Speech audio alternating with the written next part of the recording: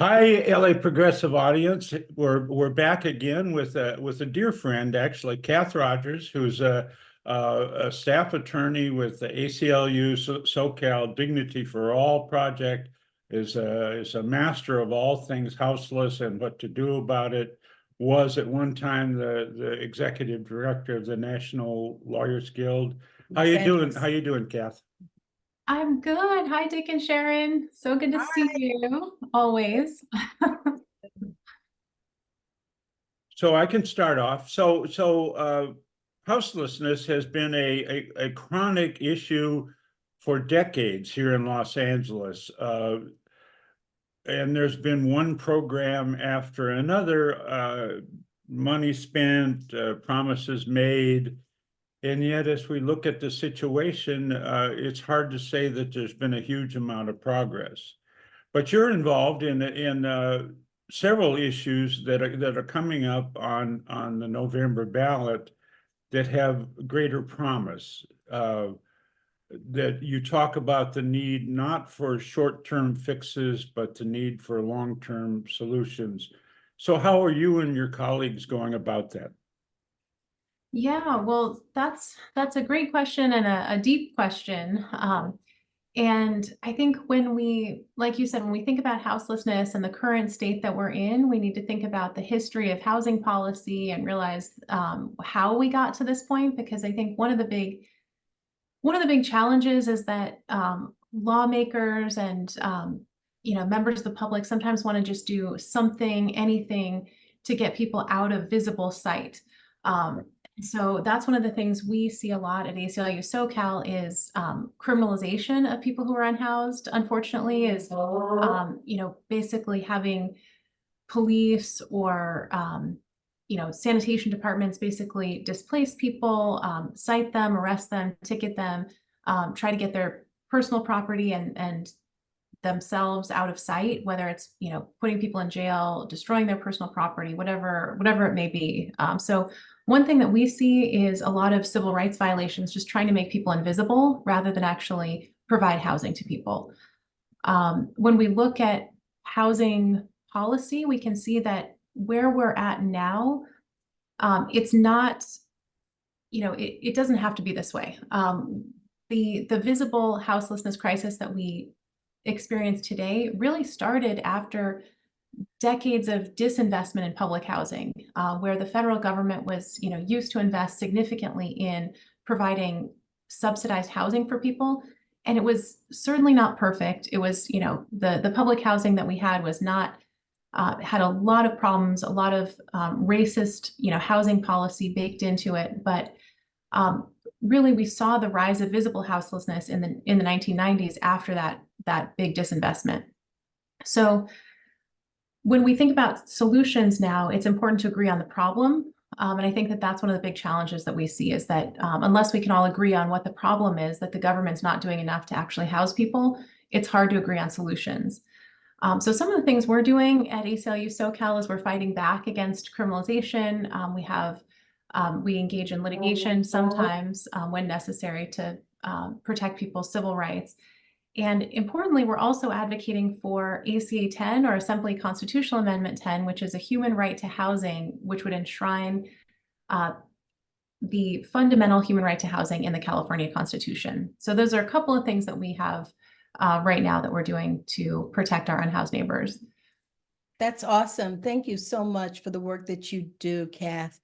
I thought that a point that you just made is a point that is often not addressed, and that is understanding how we got here. Dick and I clearly are a little bit older than you, just a little. No, but, not you. But we're old enough that we've actually watched this unhoused population grow. I remember when I first came to Southern California, both Dick and I came to Southern California. He came from Minnesota and I came from New York. And this was in the mid to late 70s. And you could go downtown Los Angeles or in any part of LA County and never lay eyes on someone who was unhoused. Yes. Never. And right. now on any given night in Los Angeles County, there could possibly be 70,000 people without a place to live. Yes, exactly. So this happened because, not because people just suddenly decided, oh, I just don't want to live inside. I want to be unhoused. This happened as a result of policy changes. And do we address that, or do you even want to talk to that? Yeah, I mean, I think, yeah, talking about living through this change. I think now sometimes we think about houselessness as, inevitable, like people will just always be unhoused. And that's not the way it, historically has been. That's not what we should tolerate as a society. It's a political choice. And we need political will to change it, but we also have to understand our history. And we have to understand that, public housing first came about, in the New Deal, after the Great Depression. And that was really the first time. And it was for both middle income and low income and extremely low income folks.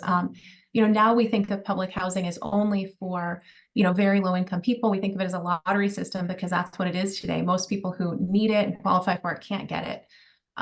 But because of that disinvestment that we talked about, that's the visible rise of houselessness that you talk about. Also, another thing that happened around that time period of the 1980s and 1990s, where we saw the rise of visible houselessness, is the commodification of housing in a big way.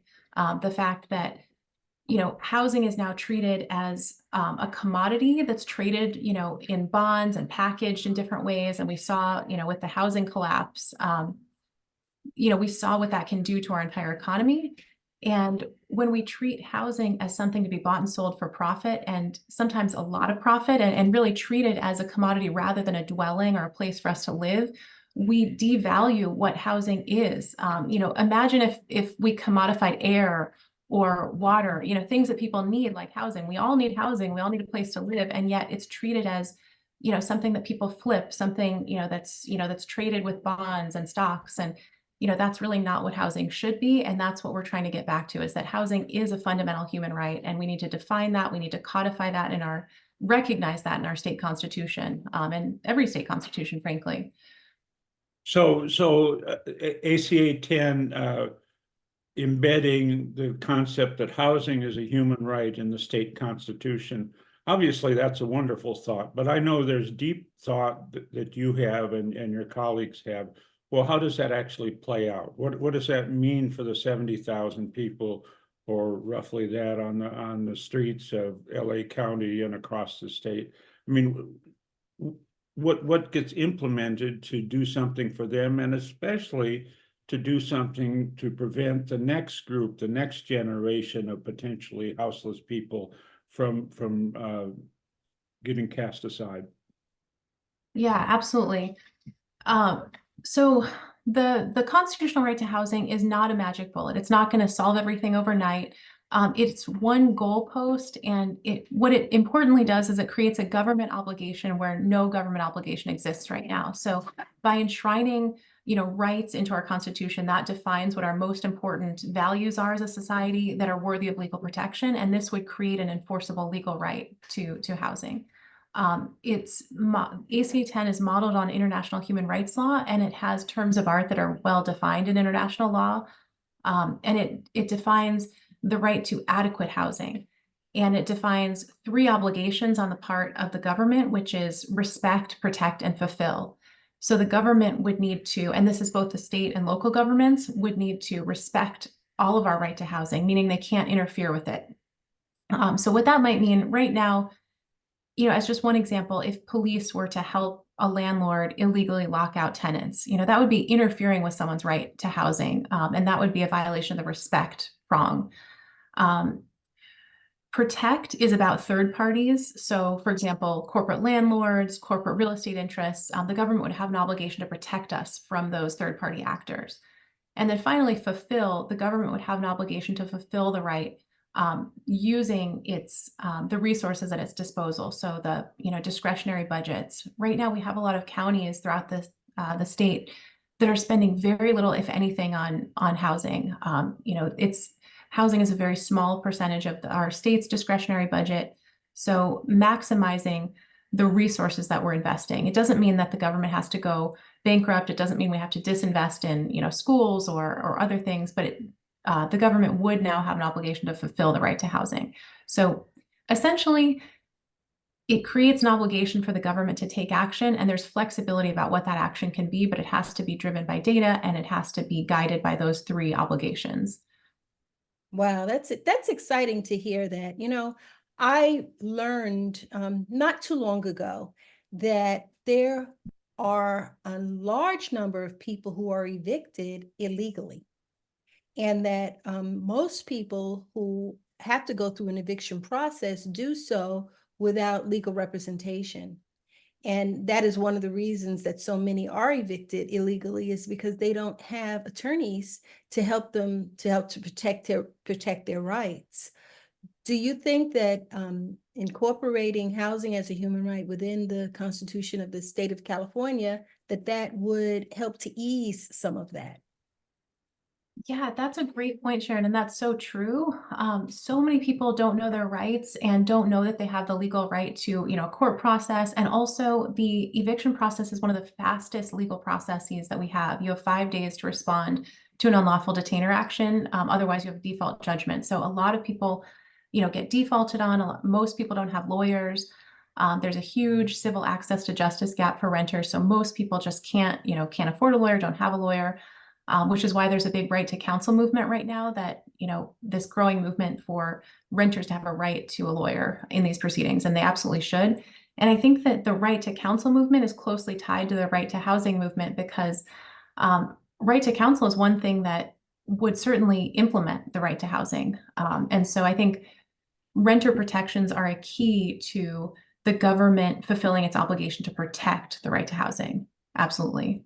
Absolutely. Well, that's exciting, and it's encouraging, because on the other side, there are efforts underway. If you look at Project 2025, they're looking at ways to like get rid of the Consumer Protection Bureau, and so we're up against some many powerful interests.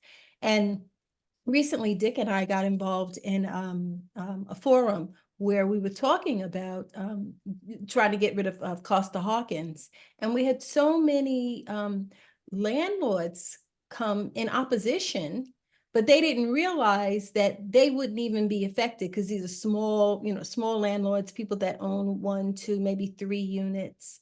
But it's the big, powerful corporate landlords who are truly benefiting. Do you want to talk about the opposition to what we're facing in housing as a human right?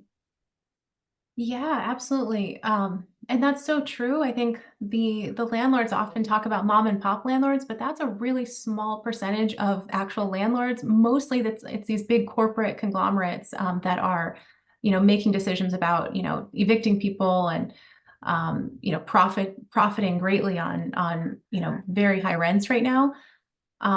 Yeah, with ACA 10, certainly the landlord interests are in opposition. The realtor interests are in opposition. Basically the big corporations are in opposition because they benefit from the status quo. But really, what a fundamental human right to housing represents is the idea that the private sector hasn't solved our housing crisis, and it can't, because it's just simply, the economics of it. It's not profitable to house very low income people. And so the private sector is not going to solve this. It really needs to be a government obligation to solve our housing crisis. And that's what a right to housing is. Absolutely. I don't talk about this often, but I was actually raised in a housing project in the Bronx, New York. So I understand from my direct lived experience what it's like to live in a housing project. And actually, during the time that I was being raised there, it wasn't bad at all. But I left at the time when the disinvestment began. So Dick and I have actually visited that housing project, this Edenwall housing project in the Bronx, New York. I believe it may be the largest one in New York City, and it's still there. And a lot of the people that lived there when I lived there, they're still there, surprisingly. And so, yeah, we kind of accidentally, we were driving from Rhode Island to Washington, DC, And just as on a lark, we went over to where she'd grown up, and she took me up to the floor where she had lived, and actually the floor below, and she knocked on the door, and the resident who opened the door recognized her voice 3 words into it, opened it up, and welcomed them in. And now that family, 4 generations of that family, 6 generations. it was still living there, and it was kind of dowdy. It hadn't been upgraded, but it looked perfectly livable, except people like me from the suburbs and the farmlands of Minnesota have this view of public housing as dangerous and grimy. But it looked like, I mean, from what Sharon says, I mean, she wasn't aware that this was looked down upon I had by no idea. wealthy white people. It was No. just a livable place to Yeah, live, it was right? we had a 2-bedroom apartment. It was probably about 1,000 square feet. We had a living room, a kitchen, and a little dinette area, 1 bathroom. And my sister and I shared that apartment with our parents. And it was fine. It was actually lovely during the time that the government continued to invest in the upkeep. But it was when they just started to send the funding elsewhere that problems began. Absolutely. Yeah. I think that's Sharon, that's amazing, that story. And yeah, thank you for sharing that. I feel like what you were just talking about with the disinvestment is really covered in, I don't know if you've read Color of Law. Yes, I love that book. Such an incredible book, but talks about just that, how I think, the disinvestment was really due to racism, and just kind of this rhetoric about, oh, these are, this is slum housing, and, we can't invest in this, and we need to privatize everything, and, to pull out investments from this. And then, it did become, more of slum housing at that point because the government didn't maintain it, as it, right. That's absolutely right, because my parents were teenagers. My dad was 19 and my mom was 18 when I was born. And so for them, that was really, a great apartment. And it worked out really great for us. So ACA 10 is going to be a real battle. I mean, it has to win on the ballot in November. So what are you folks and allied folks doing to see that happens? Yeah, absolutely. This is really our vision bill. This is, what we all believe needs to happen. It's, at ACLU SoCal, we believe housing is a human right. That's our North Star that we're working toward. We know we may not get there this year. We probably won't get there this year.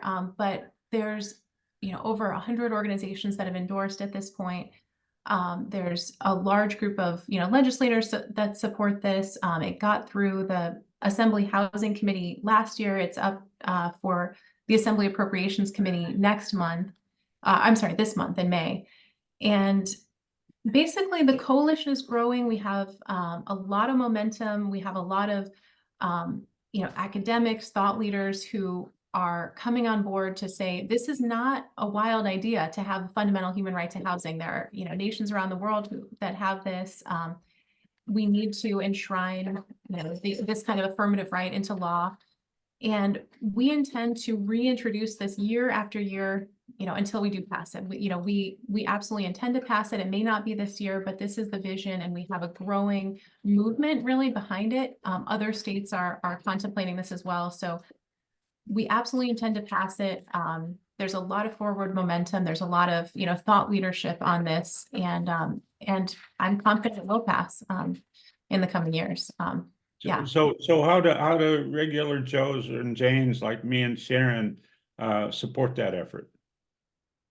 Well, there's a number of take actions that take action links. Our friends at ACE, or Alliance of Californians for Community Empowerment, have a take action link. We at ACLU SoCal have a take action link. I'll share all of that with you so that folks can take action, contact your state legislators, specifically the Assembly Appropriations Committee right now we want to contact. And then as an organization, organizations can endorse it. And if you want to join the coalition, we could really use your help. So there's a lot of ways to get involved. Awesome.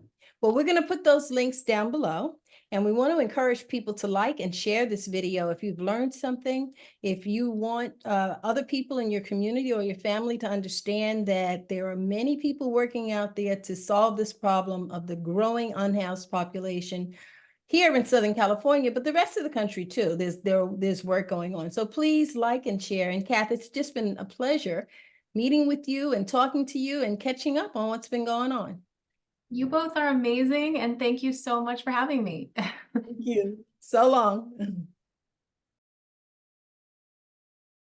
Thank you for sticking around. If you like the LA Progressive content and the discussions we have here, please consider clicking the subscribe button below and also give us a thumbs up.